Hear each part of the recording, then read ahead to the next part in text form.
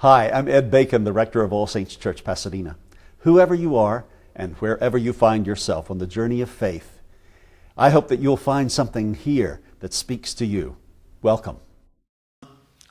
I've been in Pasadena almost 2 decades. I don't remember a time when a public official has come into town and kind of taken it by storm with as much admiration and pride in his being here as has our speaker this morning. He was born in Hartford, Connecticut, a graduate of Oakwood University, University of Miami School of Medicine, and Loma Linda University School of Public Health.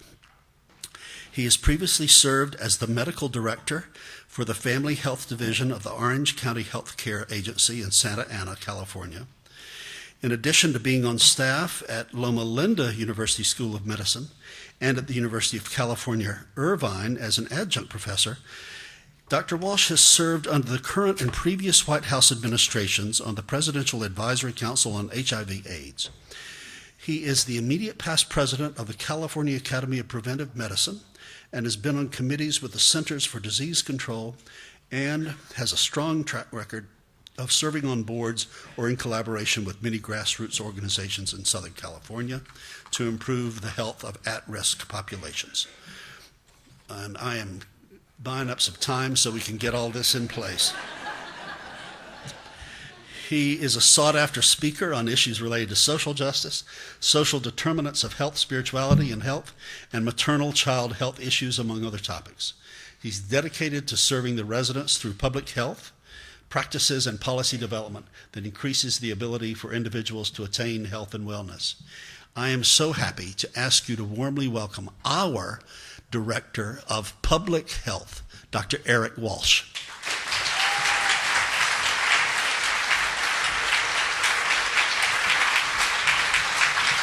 Welcome, brother. Good to be here.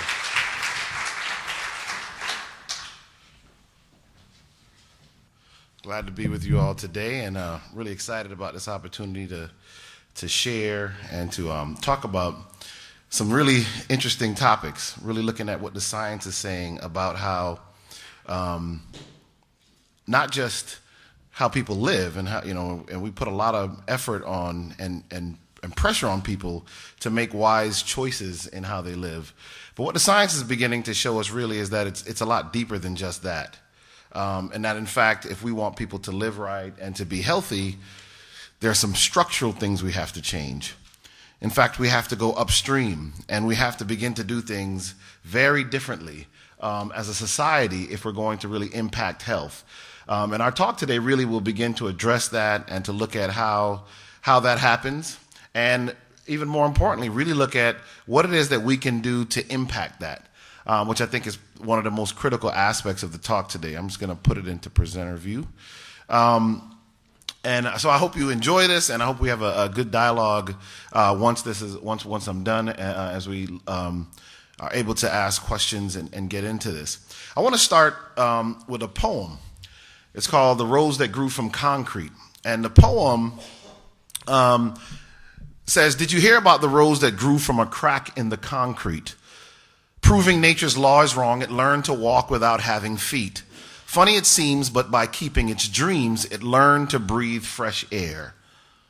Long live the rose that grew from concrete when no one else ever cared."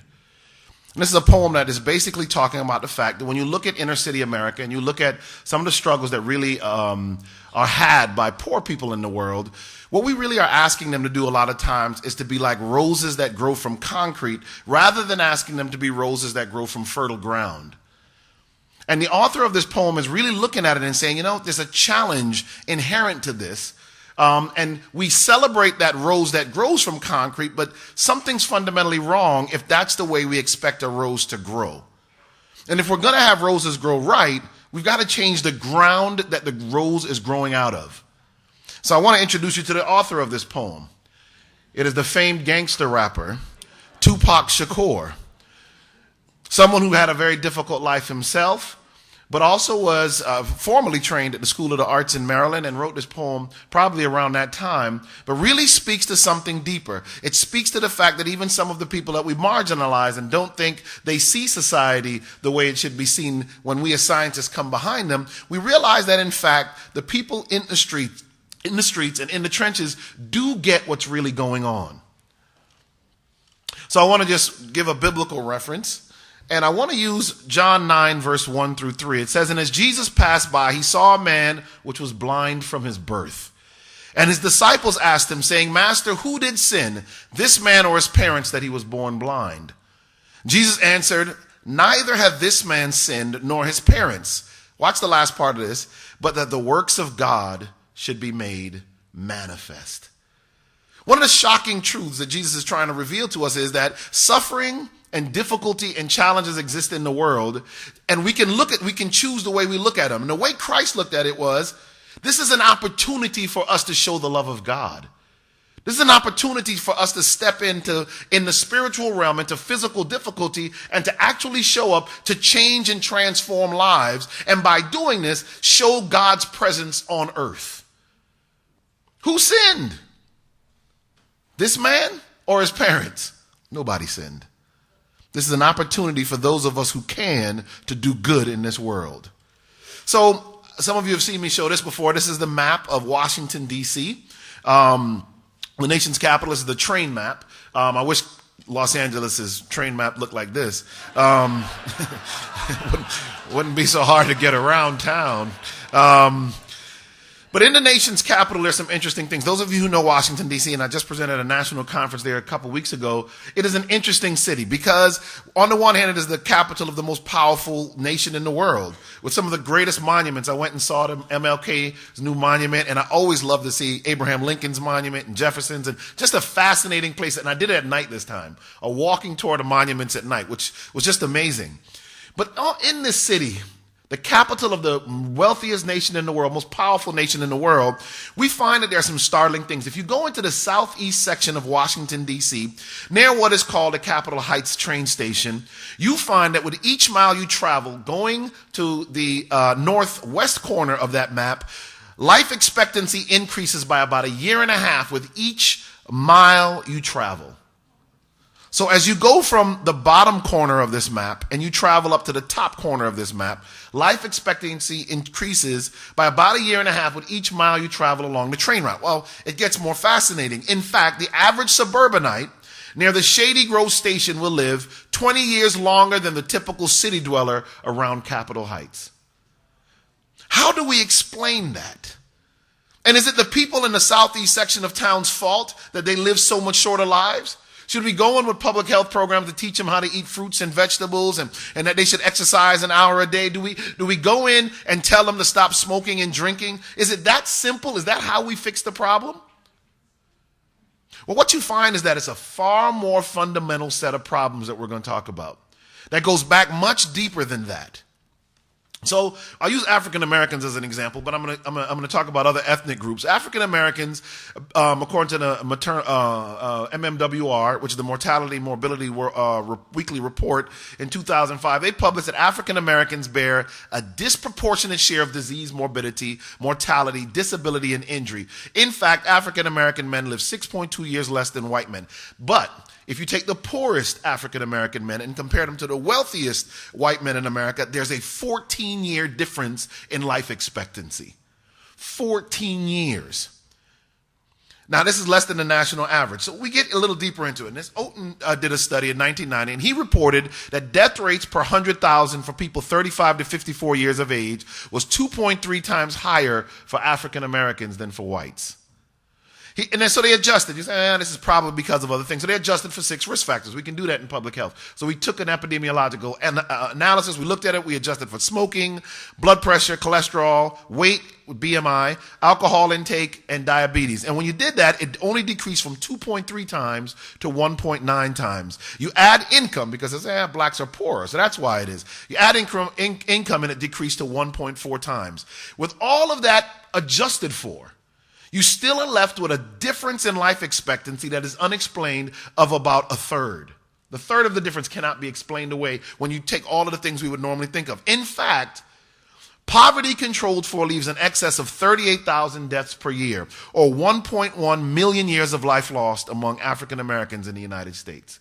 Staggering. Just like the map, something's fundamentally wrong. It's the same America. How could it be that different? And of course, I put up two celebrities, Bernie Mac and Whitney Houston, two who died young, who died too early, but died rich. To make the point that something even different is happening than just a wealth problem. In fact, when we look at infant mortality, which is the canary in the coal mine, when you look at the health of a society, and when you look at it, you find that non-Hispanic blacks have almost twice the rate of infant mortality deaths than the rest of America. You look at the Native American population, which we don't talk about much except when we're ready to go gamble. And we forget that, in fact, the Native American population in the United States has for a long time suffered from incredible health disparities. And of course, Puerto Ricans do as well on this study. And so I even jump here and I look at preterm births. One of the reasons, and this is from Boston, Massachusetts, just looking at Boston, and when you look at the difference here, you find that African American babies are born much earlier. How is that possible? What is happening that causes early birth? And if you look at very low birth weights, you can see how much higher it is. Those two purple bars really speak to that. So babies are born earlier. In fact, many sub-Saharan countries, definitely a country like Cuba, which we denounce in this country, actually has much better birth outcomes. It would be safer for black women to travel to Cuba or the Cayman Islands to have their babies than to actually have them in many inner cities in the United States. Well, we now know that part of that, based on the research, is something called allostatic load, which is you see here at the bottom of the slide. Allostatic load is one of the reasons that this happens. And allostatic load is a new science. What it really speaks to is the fact that when you are stressed, one of the things that happens is your body begins to build up a burden of hormones, stress hormones like adrenaline and cortisol, a cortisol releasing hormone, and other hormones that actually then begins to destroy your body. And being chronically stressed is enough to cause damage that is not really quantifiable by many of the other means that we would look at doing it. So watch this.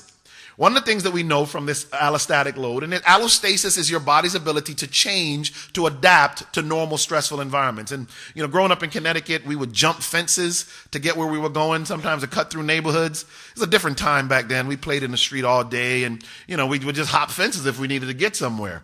And every now and again, you'd hop a fence and land in the wrong backyard. And there'd be a dog in that backyard. And growing up, there weren't dogs like in California. I never saw a dog wear a sweater in my neighborhood in Connecticut. I didn't see dogs being carried around. Dogs served one purpose. Dogs were your security system at your house. And they didn't feed dogs like we feed dogs in California from bags that say Purina and stuff on them. In fact, they got table food. You know how mad a dog is in a Jamaican neighborhood eating rice and peas all day? So when you land in that backyard and that dog sees you, remember Tom and Jerry, and the dog would see you and you turn into like a side of beef or a steak? That's what they'd see when they see us, and your eyes would dilate. This fight or flight mechanism would kick in. Adrenaline would be released. Cortisol would be released. All of it would be released. Your pupils dilate. Your body's not sending blood to your stomach anymore or to your intestines. You don't need to digest food. You need to keep from being digested, right? So all of a sudden, blood is shunted away from your digestive tract to your big muscles. Your heart rate increases, respiratory rate increases. Your blood is shunted to your brain so you can think faster. And all of a sudden, like the Bionic Man, some of you remember the Bionic Man, then all of a sudden, as a kid, you can jump the fence in a single bound. You land on the other side, you bend over for a little while, you catch your breath, you look back, the dog is like, what in the world just happened? And you are able to walk off and be fine. And we would always call the dog Brutus. Brutus is out to get you. What happens if you grow up in a society where you feel Brutus is always chasing you? What if the structural nature of the society is Brutus? What if you feel like you're under attack all day, every day? That will make you sick because your body's not designed to be in an acute stressful state all of the time. It begins to damage the lining of your arteries. It begins to increase your cholesterol level. It begins to make you more insulin resistant. It makes you crave comfort foods. So even when we're telling you to eat fruits and vegetables, when you're that stressed, somehow cookies taste a whole lot better. So what we now know is that racism is one of those chronic stressors in our society that actually makes people sick. Racism does it. In the past decade, more than 100 studies have been published documenting the harmful effects of racial discrimination on a variety of health measures in African American men and women. A recent study that followed nearly 60,000 African American women for 6 years found that women who reported on-the-job racial discrimination had a 32% higher risk of breast cancer than others who did not. Staggering. Women who said they faced racial discrimination on the job, in housing, and from the police were 48% more likely to develop breast cancer than those who reported no incidents of major discrimination. Another study of African American women found that those who reported chronic emotional stress due to their experience of racism had more severely blocked carotid arteries, which of course supplies your brain with blood, than those who did not. There was another great study where they compared white women. They asked white women how many times a day they thought about their race, their color. And they asked black women the same question. For white women, it was once every month, once every 6 weeks. For black women, it was 6 to 8 times a day. This is the Brutus of the society that constantly seems to be chasing you. And watch what's deep. It doesn't even matter if Brutus doesn't even really exist. If you perceive that there's a dog chasing you, your body reacts the same way. It's not just an American problem. In fact, this is from Australia. I just got back from Australia a few weeks ago. I spoke at a conference down there. And in Australia, the public health department for the nation of Australia has put out posters and has a campaign that says, "Racism makes me sick. It affects my blood pressure and creates anxiety and depression." And in a woman, it says, "It damages my heart, blood pressure, and my unborn baby." These are the Aboriginal people that were found when the British first landed in Australia. Australia has an incredible history of race and racism issues. As many of you know, there was a time in Australia where you couldn't migrate to the country if you were even Southern Italian. You were too dark. So they had a staggering history of it, and today they're trying to reverse what they now know costs their country a lot of money. The fact that people are sick because of what that environment created. I want to go back to a biblical reference because this is a biblical point. Numbers 12, 1 and 9. Then Miriam and Aaron spoke against Moses because of the Ethiopian woman whom he had married, for he had married an Ethiopian woman. Ethiopia in the Greek means burnt skin, dark-skinned people. But verse 9 says, "So the anger of the Lord was aroused against them, and he departed. And when the cloud departed from above the tabernacle, suddenly Miriam became leprous, white as snow." She was mad at Moses for marrying a very dark-skinned woman, and God punished her by changing her own skin to a white leprous state. This is a statement, and you know where I learned this story? In Israel. I went to Israel and studied for 2 months, and one of my Jewish teachers there, who was actually a Jew from Philadelphia who had made Aliyah to Israel, and he said, "I want to show you something because you may not understand this, but my people are not for racism. I want to show you from the Torah a great story." And when he showed me this story, it resonated with me. That in fact, it is not God's will that we look at people and judge them simply by the color of their skin. But it's not just race, it's also income. And you can look at this and see that the American people think that the world, that if you look at what they would want at the bottom here, how wealth would be distributed, they would hope that the top 20% of the country, the wealthiest people, would own maybe 32% of the world's wealth. That's what they would hope would happen. They would hope, they would hope that the bottom 10%, the bottom 20% would own maybe 10% of the wealth in the country. Instead, when you look at the top bar, actually the top 20% owns almost about 85% of the nation's wealth. The American people don't even understand how disparate the wealth gap is. And when you look at what we think and what we want, it's very different. This is what the American people want, and how wealth would be distributed in the nation. Why does that matter? Because it goes back again to this racial construct. White households on average had a median wealth of $113,149 a year in 2009, which is 20 times the median income of a black household and 18 times that of a Hispanic household. You really want to help fix health disparities? You've got to begin to fix these structural differences that have existed long before the current age. So how does that translate? It translates then to political power. Larry Bartlett's a Vanderbilt political scientist. In his book, Unequal Democracy, says that senators are fairly responsive to the preferences of those in the upper third income of distribution. Notice they're not very responsive.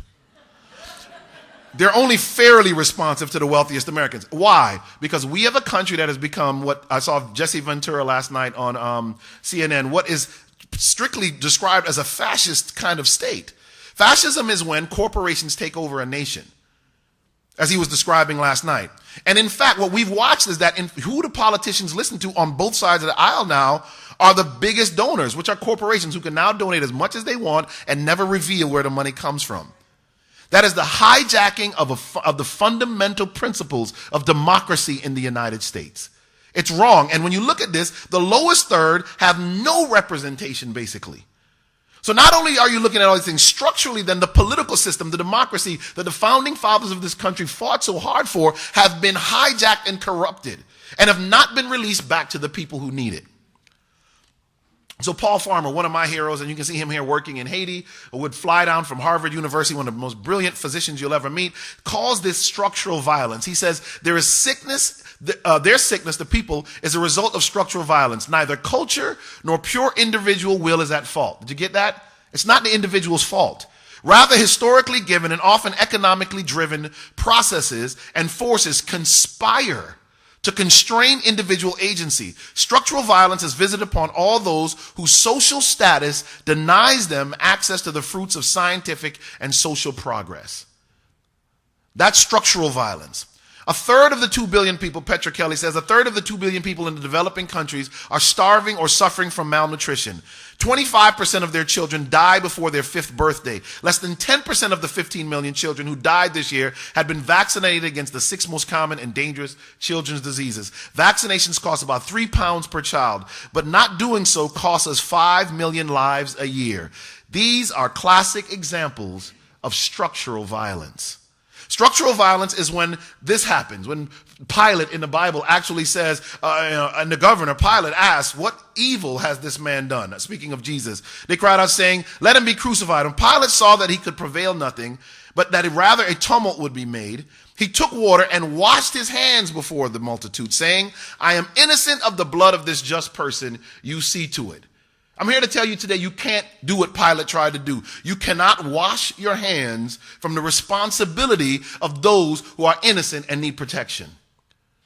It didn't work in that story, and it doesn't work today in our life. And in fact, one of the books that I would recommend you get is a book called The New Jim Crow by Michelle Alexander, which really speaks to the challenges that are happening in our world and how it is that segregation and some of the things that we thought we gained victory over have actually come back to haunt us.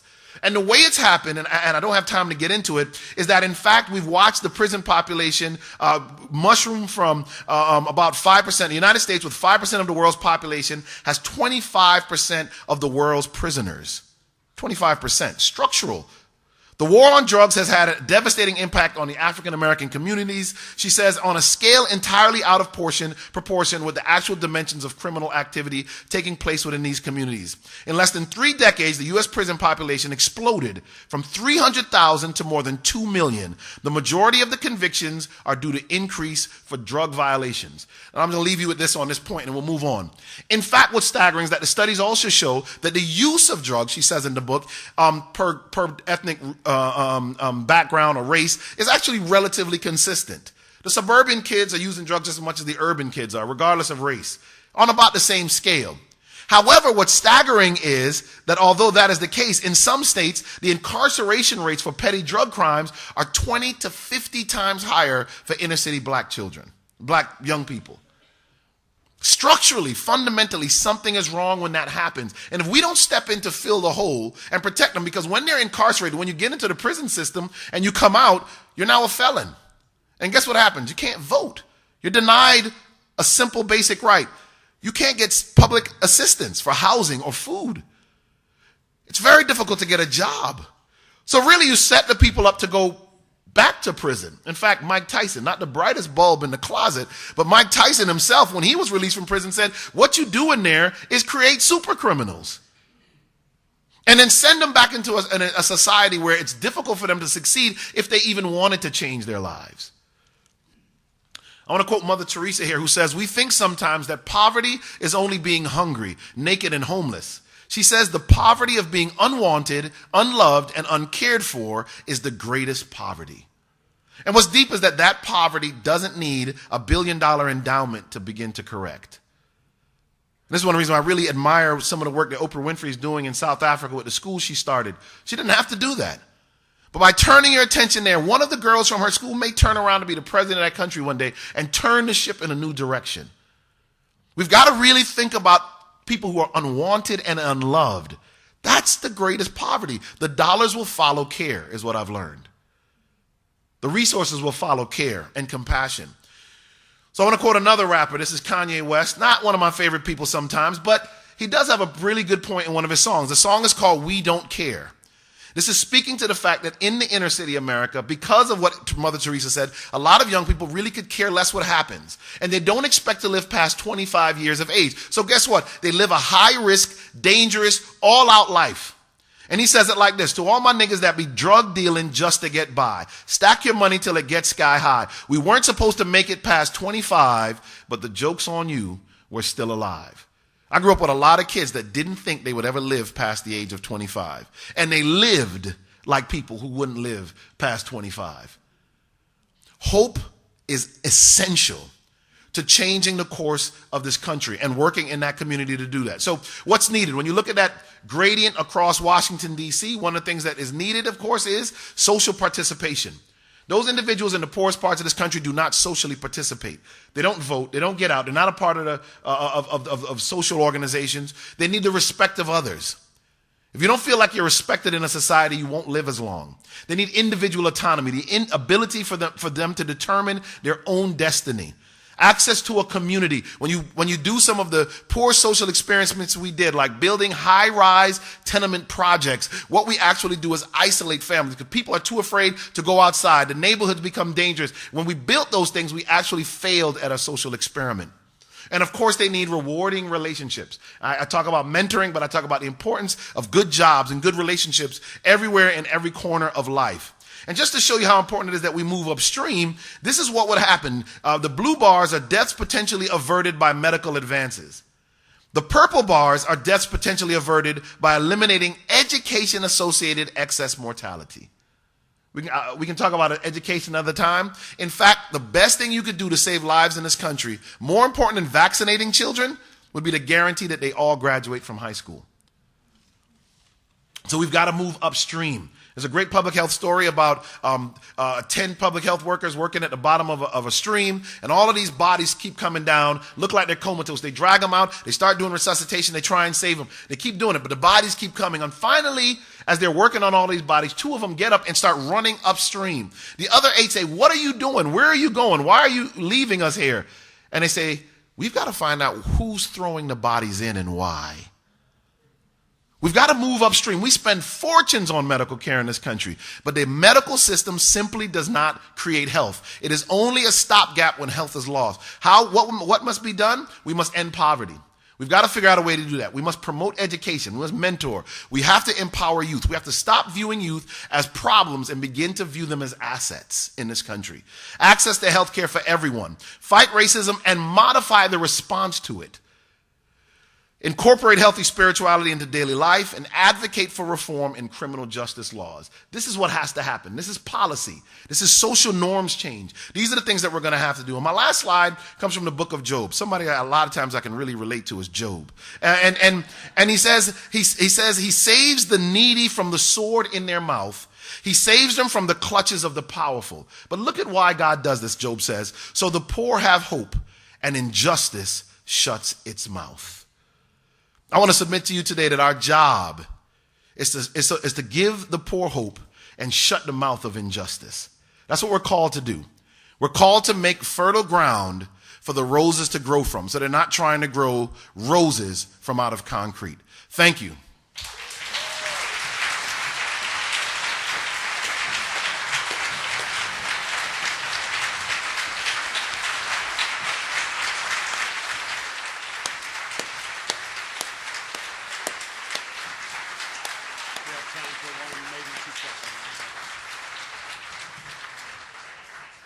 Yeah, let's take time for 1, maybe 2 questions.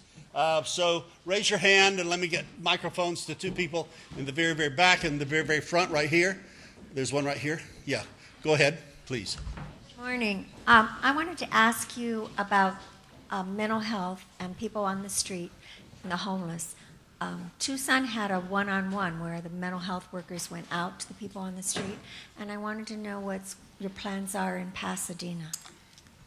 Well, we're doing a lot around homelessness. In fact, we started something called Project Housed, where we have found the top, we're looking at the top 60 to 100 homeless people most likely to die in the next 2 years, and we've already begun to place them in permanent housing. The success stories are amazing. And also, my very good friend is here, Jan Sanders, one of my colleagues as a director of the public library system, and we've actually got funding, Bill Wong, our housing director. We will have social workers at the libraries that will actually be able to interact with the homeless, because we have found that's one of the places they congregate. Long term, our hopes are to get funding so that we can create a day program, a place where we can homeless people can go and get resources, social support, along with some of the great things that already happen at passageways and other places, but another place where they can get showers and other things where it's not like direct service driven, but really a place where we can get them into a relationship. I believe that one of the ways we have to deal with those who are suffering from mental health issues and are homeless is we've got to find ways to build relationships with them. And that's easier said than done, but it's something that we have to do. And getting these social workers into libraries is one of our first big steps. But we'll be doing a lot around that issue of homelessness. Let's just pause and thank Jan Sanders for all the work she's doing. A member of All Saints Vestry, great public servant. And I'm going to have to take the last question. If you'll talk a little bit about the fact that now you're coming on the public school board, and right or no. Pasadena Yes. Education Foundation. Yes. So if you'll just spell that out about why in the world does a public health director get involved in public education? Well, because one of the things that the studies have really shown, and this is one of the things that I think has resonated with myself and a PEF's board, we now know for a fact that if you're going to change, I actually took those slides out, if you're going to change the trajectory of health, one of the ways you do it is by educating people. In particular, around the world we've learned, in particular, educating women. Nothing will change the health of a society more than having very well-educated women in that society. But of course, in our situation in Pasadena, we need all of the children who aren't succeeding to do better in school. And we need to empower them to do so. It is one of the key health indicators. For example, the risk of being murdered in your neighborhood is 2.5 times higher if 38 to 82% of the people in your neighborhood don't have high school diplomas. That's how directly related it is. And I have all kinds of studies. We'll come back maybe and do one just on that. But there's a lot of good research on why education is critical as a social determinant of health. And so one of the things that we really need to do is work around how we move education in a direction that everyone has access to it and everyone succeeds at it to protect their health later on. Thank you, Dr. Eric Walk. Just perfect.